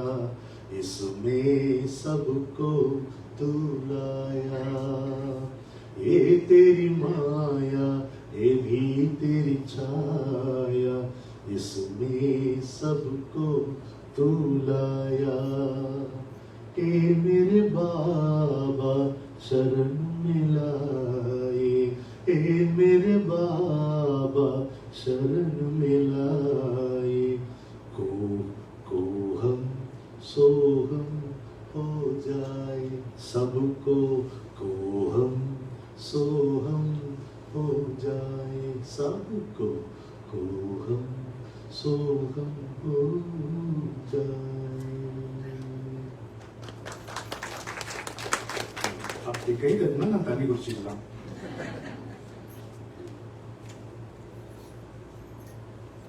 அப்போ இதை நமக்கு கபில முனி சாங்கியத்திலேயே எடுத்து சொல்றாரு. அப்படின்னும் பொழுது இது எவ்வளவு இன்ட்ரெஸ்டிங்கா இருக்கு, ஒரு ஏன் சுவாரஸ்யமா இருக்கு, ஏன்னா அது உண்மை, அதனாலதான் சுவாரஸ்யம் இருக்கு. நம்மளை ஈர்க்கிறது எப்படி, 4 பேரோடு சேர்ந்து ஒரு சினிமா பார்க்கும் பொழுது அந்த காட்சி நம்ம ஈர்க்கின்ற ஈர்ப்பு வேற. ஆனா இது பிரைவேட்டா, it invades your inner chamber and tickles. எது நம்முடைய நிம்மதியை கொஞ்சம் இப்படி ஆட்டி பார்க்குமோ அது சத்தியமா தான் இருக்கும். அதை நம்ம பற்றி கொண்டோமானால் அது நமக்கு பலவிதமான கதவுகளை திறந்து காட்டும். சரிதானே? அதனால இது கேட்கும் போது சரி, ஒருத்தர் ஒரு உண்மையை சொல்றாரு, நம்ம நம்புறது மட்டும் இல்ல, நமக்கு கன்வின்சிங்கா. என் குருநாதர் என்ன கேட்டார், ஏதோ கேள்வி கேட்கிறேன், நான் பதில் சொல்றேன், யூ ஆர் கன்வின்ஸ்ட் இல்லையா? ஆமா. Have you ever raised the question, why am I convinced? அப்படின்னு கேட்டு பார்த்திருக்கேன். கேட்டு பார்த்து பதில் தெரியலையே. நான் சொல்லட்டா? சொல்லுங்க sir. Truth is the food for the soul. சத்தியமே ஆன்மாவுக்கு ஆகாரம். அதனால் அது எங்கிருந்து பேசப்பட்டாலும், யார் மூலம் பேசப்பட்டாலும், மனம் புத்தி இதை கடந்து நம்முடைய சித்தமாகிய ஆன்ம தளத்தில் சென்றது தான். Truth is the food for the soul. And the best way to convey that truth, என்ன கேட்டா, நல்ல கவிதை, நல்ல பாட்டு. உங்க குழந்தைகளுக்கெல்லாம் நீங்க பாட்டு சொல்லிக் கொடுங்க, அல்லது பாட்டு கேட்க சொல்லிக் கொடுங்க. இன்னைக்கு இருக்கிற மிகப்பெரிய பிரச்சனை, இந்த தலைமுறைக்கு இருக்கக்கூடிய மிகப்பெரிய பிரச்சனை இமோஷனல் மேனேஜ்மெண்ட். ஐக்கியூவை விட ரொம்ப important EQ. Emotional intelligence, emotional balance எப்படி வரும் கேட்டா, என்னை பொறுத்த மட்டும் நான் அறிந்தவரை, என் குருநாதரிடம் பயின்ற வரை, through music. Music is the easiest way, surest way. ஏன் அப்படின்னு கேட்டா, அது ஒரு மேஜிக்கை பண்ணும். இசை it lifts you, it catches your emotion. இல்லையா? First it appeals to your emotion. ஏன் காரணம் இல்லாம ஒரு பாட்டை கேட்கும்போது அழுக வருது பாரு. நல்லா தான் இருக்கீங்க, உடம்பு நல்லா இருக்கு, சூழ்நிலையில நல்லா தான் இருக்கு, ஏன் இப்படி கண் கசியணும்? ஏதாவது இழந்துட்டீங்களா? இல்லை. அதுதான் அது செய்யணும். அது it grips your emotion which has been gripping you down the ages. அது அப்படி. And then second thing, it lifts your emotion. மூணாவது, it distills your emotion. நாலாவது, it condenses your emotion. அப்புறம் it converts it into devotion. அதனால்தான் all arts tend to music னு சொல்றாங்க இல்லையா? எல்லா கலைகளும் இசையை நோக்கி ஒசிந்தே இருக்கின்றன. தமிழ் சொல்லும்போது நாளாக அது அது வந்து இசை செய்யக்கூடிய ஒரு பெரிய அதிசயம். என்னை பொறுத்த மட்டும் the easiest way to walk inside, to turn inward is through music. நல்ல பாட்டு கேட்கும்போது நமக்கு வந்து நல்ல ஒரு மாணிக்க வாசகர் பாட்டோ ஆழ்வார் பாசனமோ அப்படி பழகிட்டோம்னா உடனே கிளாஸ்ன்னு ஆரம்பிக்க கூடாது. உடனே வந்து தேர்ஸ்டேக்கு நான் வந்து திருவாச்சகம் கிளாஸுக்கு போகணும் அது இப்படி வச்சுக்கிறேன். எதுவுமே வகுப்புன்னு வந்தா அது சொரத்து போயிடும். மார்க் வேற போட ஆரம்பிச்சிங்கன்னா கிழிஞ்சு அதுக்கப்புறம் அது கிளாஸ் தொடரவே தொடரும். ஜஸ்ட் ஃபார் தி என்ஜாய், நம்முடைய சந்தோஷத்துக்காக, நம்முடைய மேம்பாட்டுக்கு. ஆனால் கேட்கும்போது முழுக்க கேட்கணும். அது ஏன் கேட்கும், யார் என்ன சொன்னாலும். அம்மாவுக்கு இந்த குழந்தையோட பாஷை புரியுது. நம்ம யார் அப்பனுக்கு புரியாது, தெரியுமா? எப்படி சொல்றது இதுமா தெரியாது. ஆனா அவ கரெக்டா சொல்லுவான். நானே பின்னும் இட்டுக்கிட்டு சொல்றியா, ஆனா அது கரெக்டா அம்மா புரிஞ்சுட்டு செய்யறான்ட்டு அது ஒத்துக்கும். அது மாதிரி எப்படி புரியுது? ஒண்ணும் கிடையாது, டோட்டல் அட்டென்ஷன் ஃபுல்லா அந்த ஃபோக்கஸ் முழுக்க அந்த குழந்தை பேசுற பேச்சு மேல இருக்கு. அதனால நமக்கு வந்து ஒரு மழலை உளறல் மாதிரி தோணும். அவளுக்கு அப்படி இல்லை. My child is communicating something with. இப்போ நான் புரிஞ்சுக்கலன்னா வேற யாரும் புரிஞ்சிக்க முடியும் அப்படின்ட்டு அது இருக்குது. ஸோ நீங்க எதை கேட்டாலும் அந்த அவேர்னஸ் வித் உன்னிப்பா கேட்கும், ஃபோக்கஸ்டா கேட்கும். எதை செய்தாலும் அப்படி செய்யணும். சமையல் செய்யும்போது கோபத்தோடு செய்யக்கூடாது, காலம் அதிகாரமாயிடும் போடக்கூடாது. ரொம்ப சாதாரணமா அபியாகதிகி விஷ்ணுங்கிறது நம்ம சாஸ்திரம். வீட்டு வாசலில் அறிவிப்பில்லாமல் வந்து கையை ஏந்துபவன் சாட்சாத் விஷ்ணுவாகவே கூடியிருப்பான், ஜாகிரதை. விஷ்ணுவுக்கு சாப்பாடு போடணும்னா கொஞ்சம் கவனமா போடணும். இல்ல எப்படி ஒரு கெஸ்ட் வரும்போது நம்ம கவனமா இருப்போம்ல. அது நல்ல தெரிஞ்சவர், நீங்க நேசிக்கக்கூடியவர், உங்களை நேசிப்பவர் உங்க வீட்டுக்கு வராருன்னா அவருக்கு என்ன பிடிக்கும், என்ன ஒத்துக்கணும், இது ஒத்துக்காது, இதெல்லாம் யோசிச்சு பண்ணுவீங்கல்ல. ஒரு வாட்டி சமையல் பண்ண முடியுங்க. ஐயோ அந்த நாள்ல எங்க பாட்டி உலகம் தான் இருந்திருக்குன்னு நினைக்கிறேன். அரிசி பொறுக்குவாங்க. இப்ப இருக்கிற மாதிரி கிளீனா இருக்க கல் இருக்கும், செக்கான்னு ஒரு பூச்சி, அதை விரட்டணும், கொல்ல மாட்டோம். அப்படி அந்த விரல் இருக்கும், பாட்டி எடுக்கணும் அப்படின்னு அதை கரெக்டா போடுறது. அப்புறம் அது அரிசியை 4-5 இல்ல 5-6 இது ஒரு கணக்கு வச்சிருக்கோம். அதை பார்த்து பார்த்து பொறுக்கி பொறுக்கி போடுவாங்க. அந்த ஒரு அரிசி கூட வேஸ்ட் ஆகாது. ஒரு ராம இருக்கும், இல்லைன்னா சிவசிவா இருக்கும். ராமராம் சிவசிவா சொல்லி சொல்லி சொல்லி அந்த அரிசியை பொறுக்குவோம். அதில் இருக்கிற விஷயங்களை தூக்கி போடுவோம், தேவையில்லாத விஷயங்கள். அப்போ அவன் சமைக்கும் போதே இந்த சாதம்ங்கிறது பிரசாதமா மாறுதான். அப்படி நம்ம சமைக்கணும். அப்படி நம்ம பாடும்போது இங்கிருந்து பாடக்கூடாது, இங்கிருந்து பாடணும். Anything you express from your consciousness will benefit you and others. ஒருத்தர் சொல்லும் பொழுது நம்ம கேட்பது என்பது மனசு மூலமா, புத்தி மூலமா கேட்கக்கூடாது, கான்சியஸ்னஸ் மூலமா கேட்கணும். சித்தம் அப்படிங்கிற அற்புதமான வார்த்தை நம்ம சாஸ்திரத்தில். இந்த சித்தத்தின் மூலமா கேட்கும் பொழுது பதிவுன்றது மட்டும் நினைவு இருக்கிறது மட்டுமல்ல, பதிவுது. அது என்ன வேலை செய்யணுமோ அது செய்யும் இல்லையா? நீங்க தானே சொல்றீங்க பேராசிட்டமால் போட்டுட்டு காஃபியும் குடிக்க கூடாது, நியூட்ரலைஸ் பண்ண தெரியுது இல்ல? இதெல்லாம் மட்டும் தெரியுது இல்ல? அது மட்டும் அதே மாதிரி இல்ல, எது நடந்தாலும் சித்தத்திலிருந்து நடக்க வேண்டும் அப்படின்னு ஒரு சங்கல்பம் வச்சுட்டீங்கன்னா நல்லா. ஸோ அவேர்னஸ்ல இருந்து நம்ம ஆட்டிடியூட் வரும். ஆட்டிடியூட் வந்து என்ன, சங்கல்பம் தான் ஆட்டிடியூட். என்ன கேட்டோம், சங்கல்பம் என்ன இப்படி சொல்லி பார்ப்போமா? டிசைடட் தாட், அதான் சங்கல்பம். இதை நான் செய்தே தீருவேன். பெண்களுக்காக சொல்லி கொடுக்கணும், செய்தே தீருவீங்களே நீங்க. அந்த சங்கல்பம். ஒரு வீடாக ஸ்திரமாக நிற்பதற்கு காரணம் அந்த ஸ்ட்ரக்சர் ஆஃப் தி பில்டிங் இல்லை, அங்க இந்த பெண்ணுடைய ஆட்சி. பெண்ணுடைய ஆட்சியால் தான் நான் சொல்லலைங்க, நானும் சொல்லலாம். என்னுடைய அனுபவமும் அப்படின்னா வள்ளுவர் சொல்லியிருக்காரு, மனைமாட்சி என்ற வார்த்தை. மனைமாட்சி இல்லாள் கண் இல்லாயின் வாழ்க்கை இனமாட்சி தாயினும் இல்லை அப்படிங்கிறார். சரி, நம்ம ஆட்டிடியூட் எப்படி இருக்கணும்? ரொம்ப சிம்பிள். சந்தோஷமா இருக்கணும்னு விரும்பாதவங்க யாராவது கேட்பீங்களா? எனக்கு வந்து அழுதுட்டே இருந்தா தான் நல்லா இருக்கும், புலம்பிட்டே இருந்தா தான் சௌக்கியமா இருக்கணும் அப்படி நினைக்கிறவங்க யாராவது இந்த சபையில் இருப்பீங்களா? எந்த சபையில் இருக்கணும்? நம்ம எல்லாரும் மகிழ்ச்சியா இருக்கத்தான் விரும்புறோம். மகிழ்ச்சியா இருக்கணும்னா என்ன செய்யணும் தெரியுமா? சொல்லுவோம், மகிழ்ச்சியா இருக்கணும். அப்பதான் மகிழ்ச்சியா இருக்க முடியும். நாம வந்து ஒரு பொருள் அல்லது ஒரு மனிதன் அல்லது ஒரு சூழ்நிலை அப்படி எனக்கு ஏற்ப இருந்தால்தான் நான் மகிழ்ச்சியாக இருப்பேன் என்றால் இருக்க முடியாது. அப்போ கொஞ்சம் மகிழ்ச்சி இருக்கலாம். அந்த சூழ்நிலை மாறி போச்சுன்னா மகிழ்ச்சி போயிடும். அந்த மனிதன் மாறிவிட்டார், மனிதன் சூழ்நிலை காட்டிலும் வேகமா மாறுவோம், மகிழ்ச்சி போகும். அந்த பொருள் அழிவது என்பது ரொம்ப சாதாரணமான விஷயம். விலகுவது என்பது நாம் இருக்க பொருள் போகலாம், பொருள் இருக்க நாம் போய்விடலாம். அதை ஆதாரமாக நம்ம வைத்துக் கொண்டோம்னா மகிழ்ச்சி இருக்காது. When we are dependent on a person or a thing or a circumstance for our happiness, அந்த ஹாப்பினஸ்க்கு ஒரு ஆயுஷ் உண்டு. எதுக்கு ஆயுஷ் இருக்கோ அதுக்கு நோய் உண்டு, மரணமும் உண்டு. அப்படி மகிழ்ச்சியும் காணாம போகும். மற்றபடி இவங்க சொன்ன மாதிரி மகிழ்ச்சியா இருக்கணும்னா மகிழ்ச்சியா இருக்கணும். அப்படி தீர்மானம் பண்ணிட்டா அதுதான் என்னுடைய இயல்பு என்று நம்ம ஆக்கிக்கொண்டா அதுதான் என் இயல்பு என்பதை நீங்கள் புரிந்து கொள்கிறீர்கள். இதுதான் ஆட்டிடியூட். இப்போ அண்டங்கள் யாவையும் ஆக்கினோம்னா அவன் சொன்னான் பாருங்க. அவன் சொல்லும்போது நல்லா இருக்கு. நான் தான் இந்த சேர், நான் தான் இந்த ஸ்டூல், நான் தான் இந்த மைக், இதை நான் சொல்லி பார்த்தேன்னு அது ஆகுமா? அப்படி ஆகுமா? ஆகாது. அது அல்ல உண்மை. பிரத்யேகாத்மா அகம் சிவோகம்னா ஆகும். ஏன்னா அது உண்மை.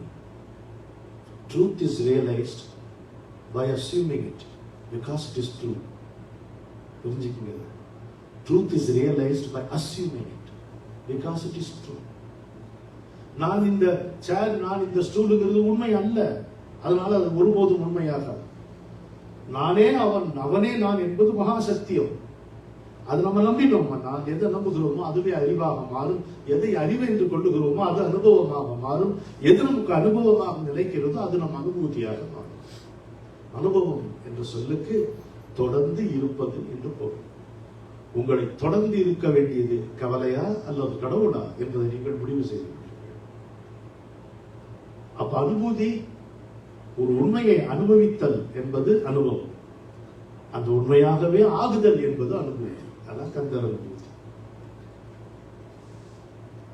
அதான் ஆட்டிடியூட்.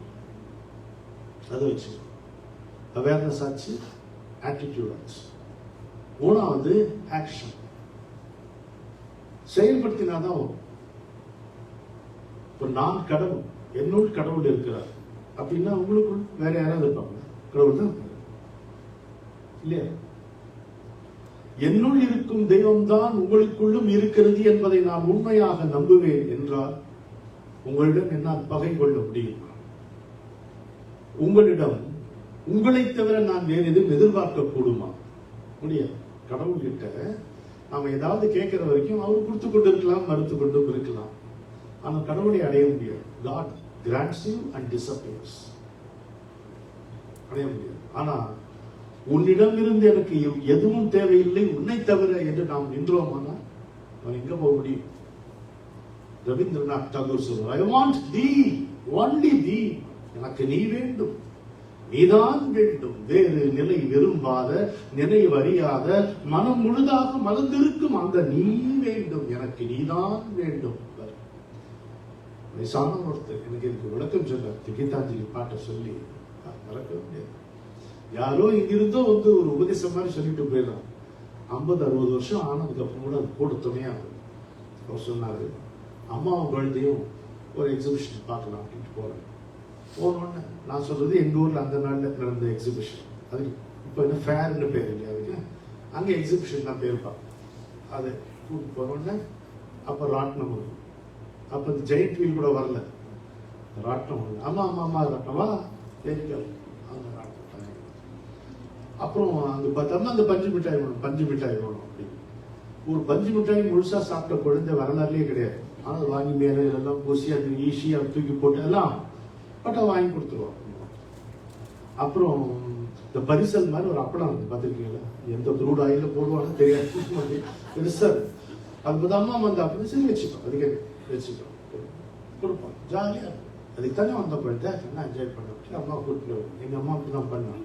எனக்கு நடந்த நிகழ்ச்சி திடீர்னு அந்த கூட்டத்தில் ஏதோ பார்த்தா கை நழுவி போச்சு. அம்மாவை காணும்.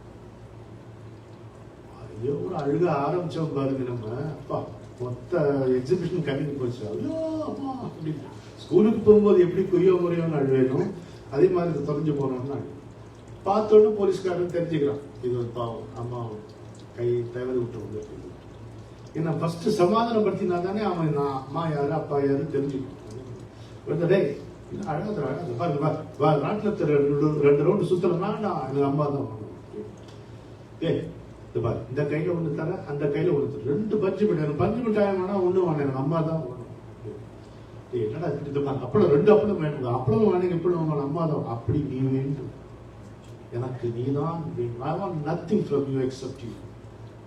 அதான் அது action. You pudding all this experience into action அது அது எங்கேருந்து ஆரம்பிக்கிறது? நான் உடனே தபஸ்ல உட்கார முடியாது.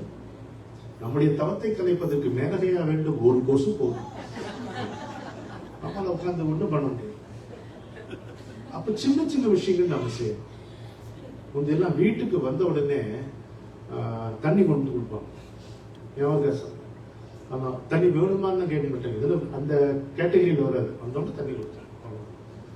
அது மாதிரி அந்த நாட்டில் சொல்லிட்டு சாப்பிட போறதுன்ற செய்தி கிடையாது. வந்தவங்களே சாப்பாடு போடணும் அவ்வளவுதான். இன்னைக்கு இருக்கிறவங்களே அது புரியாது. How is it possible, man? That was possible. For generations it was possible. வரவன் சாப்பிடணும் அவ்வளவுதான். அது வந்து you are not doing him any favor. Aditi தேவோ பவ. அப்படிதான் இருக்கு. இதுக்காக உடனே வந்து கும்பிட்டு கண்ணீரை விட்டு அதெல்லாம் ஒன்றும் பண்ண மாட்டாங்க. சாப்பிட்டு போடா என்ன மாதிரி ஆட்கள் வந்தாங்கன்னா நான் சாப்பிடாம எப்படி போவேன் போட்டுருவாங்க. எப்படி இந்த மாதிரி ஒரு அதித்தி. தமிழ்ல பிச்சைன்னு ஒரு சொல் இருக்கு, ஐயம்னு ஒரு சொல் இருக்கு. பிச்சை வந்து நம்ம வீட்டு வாசல வந்து அம்மா சோறு போடுங்கன்னு கேட்கலாம். அவனுக்கு நீங்க போறதுக்கு பேர் பிச்சை. அங்க ஓரமா மரத்தடியில உட்கார்ந்துருக்காரு. நீங்க அவங்கிட்ட போய் நீங்க போடுறதுக்கு பேர் ஐயம். ஐயம் 8:1 அப்படிங்கிற. அதுக்கப்புறம் உங்கள்கிட்ட இருந்து என்ன கொடுக்க முடியுதோ அதே எடுத்து கொஞ்சம் கொடுக்குறீங்க இல்லையா, அதுக்கு பேர் ஈகை. வேற வேற ஒண்ணு பிச்சை, ஐயம், ஈகை. அப்புறம் ஒண்ணு வள்ளுவர் வந்து நமக்கு ஒரு வார்த்தை கொடுத்தார், ஒப்புரவு. ஒப்புரவுன்னு என்ன அர்த்தம்? ஊருக்கு செய்கின்ற உபகாரம். நீ எல்லாம் செய்யலாம். அந்த உபகாரம் எது வேண்டுமானாலும் இருக்கலாம். ஒரு நல்ல கோயில் கட்டணும், இதுக்கு நம்ம நம்மால் ஆனது என்ன முடியுமோ அதை செய்யலாம். கோயிலுக்குன்னா ஃபண்ட்ஸ் வேணும். எங்கிட்ட உன்னை யாராவது $1,000,000 கேட்டாங்க இல்லையே, உன்னால என்ன முடியுமோ அதை எடுத்து கொடுக்கலாம். பாரதியார் வந்து லிஸ்டே போட்டு கொடுத்துட்டார். நிதி மிகுந்தவர் பொற்குவை தாரி. Those who can afford give us sacks of gold. நிதி குறைந்தவர் காசுகள் தாரி. சரியா? சில்லறை கொடுக்கலாம். அதுவும் மற்றவர் வாய்ச்சொல் அருளி. நல்ல வார்த்தை சொல்லலாம். கோயில் கட்டுறோம், இப்ப கோயில் கட்டி என்ன செய்ய போறீங்கன்னு சொல்றதுக்கு பதிலாக அவர்கிட்ட எதுவும் இல்லைன்னா ரொம்ப நல்லது, உங்களுடைய திட்டம் நிறைவேறன்ட்டு நானும் சேர்ந்து பார்த்து செய்யணும். அப்ப தெரியும், பஞ்சாபி புரியும். சரி சரி வரவன்ட்டு அவர்களுக்கு. நிதி மிகுந்தவர் பொற்கு வைத்தாரீர், நிதி குறைந்தவர் காசுகள் தாரீர், அதுவும் மற்றவர் வாய்ச்சொல் அருளீர். நல்ல வார்த்தை பேசக்கூட வராதவர் ஆண்மையாளர் உழைப்பை நல்கிய. சேர் டேபிள் கொஞ்சம் இழுத்து போடலாமே, கதவு திறக்கலாமே, தொடக்கலாமே, இதெல்லாம் பண்ண. ஆண்மையாளர் உழைப்பை நல்கி அப்படிங்கிறது. இது மாதிரி இதில் ஏதாவது ஒண்ணு பிக்கப் பண்ணி செய்யணும். ஊரினுடைய நன்மையை கருதி செய்கின்ற உதவிக்கு ஒப்புரவு என்று பெயர். ஊருக்கு செய்கின்ற உபகாரம் ஒப்புரவு. இது நம்ம செய்யணும். பெருசு சின்னது இல்லை, எதுவுமே கிடையாது. God does not look at the quantum of our action. He looks at the content of your intent. அவருடைய உத்தேசத்தை தான் அவன் பார்க்கிறான். அது எப்படி இருக்கலாம்? ஒருத்தர் ரொம்ப பெரிய பிரமுகர், அவர் வந்து ஒரு சூப்பர் ஸ்பெஷாலிட்டி ஹாஸ்பிட்டல் இருந்துச்சு, அப்படியே கொடுத்துருக்காரு, பண்றாரு. நான் வரேன், ரோட்ல போறேன். ரோட்ல போகும்போது ஒரு வாழைப்பழ தோல் நடுத்தர அதை எடுத்து ஓரமா போடுறேன். இறைவனுடைய பார்வையில் ரெண்டும் சமம். கண்டென்ட் ஆஃப் யுவர் இன்டென்ட் அதான் பார்க்கணும். இதுல ஏதாவது ஒண்ணு சேர்த்துக்கலாம். மகாபெரியார் வந்து பிடியரிசி திட்டமும் காய்கறி தோல் திட்டமும் கொண்டு வந்தார். அது எப்பேற்பட்ட ஒரு வரமா தெரியுமா? அதை வந்து மேம்போக்கா பார்க்கறதுக்கு சமூகத்துக்கு நன்மை மாதிரி. சமூகத்துக்கு நன்மை இல்லை, அது நம்ம செய்யக்கூடிய அந்த காரியம். அதை செய்யும்போது அவர் ஞாபகம், நீங்க விரும்பினாலும் விரும்பாட்டாலும் ஒரு சித்த சுத்தி ஏற்படும் இல்லையா? நீங்க மழை பெய்யுது, வெளியில நீங்க போகும்போது மழை வந்துருதுன்னு வைங்க, நீங்க பில்கேட்ஸா இருந்தா என்ன, பிச்சைக்காரனா இருந்தா நனைஞ்சுதான் திருவீங்க.